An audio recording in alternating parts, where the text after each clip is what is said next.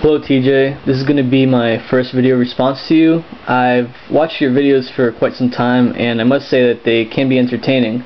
You tend to have a unique perspective and despite your obnoxiousness, I usually enjoy them.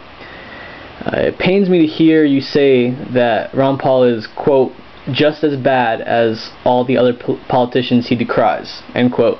I'll link your old video in the description box.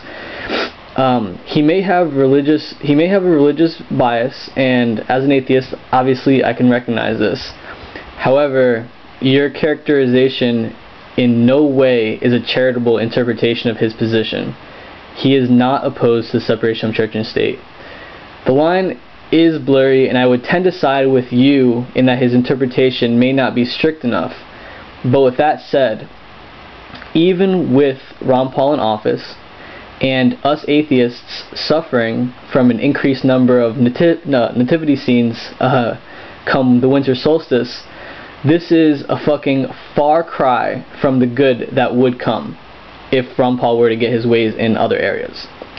Ron Paul would pardon all non-violent drug offenders, even if he was not able to get legislation passed that would end the entrenched drug war.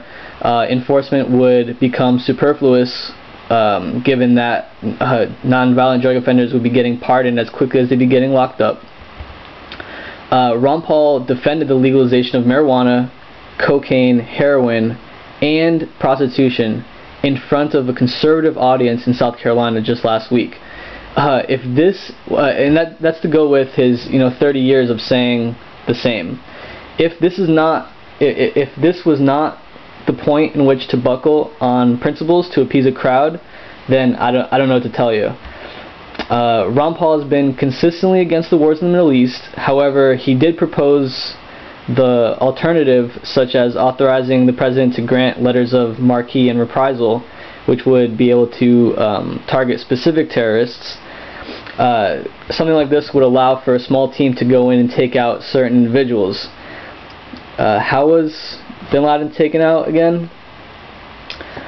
He wants to cut military spending and end the global empire of the U.S. military bases. The U.S. still has troops in England protecting them from Hitler. I am not joking. Ron Paul is in favor of habeas corpus for political detainees. He is completely against having people imprisoned indefinitely at Guantanamo.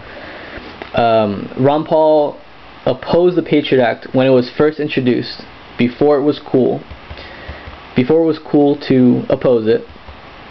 Ron Paul wants to dismantle the central bank, the bank that is manipulating the money supply and eating away at the value of the dollars in your wallet. The purchasing power of the dollar has decreased 94% since 1913, and I'll provide a link in the description. If Ron Paul got his way on everything on everything that he wanted, including his increase of, I guess, religiosity in public life,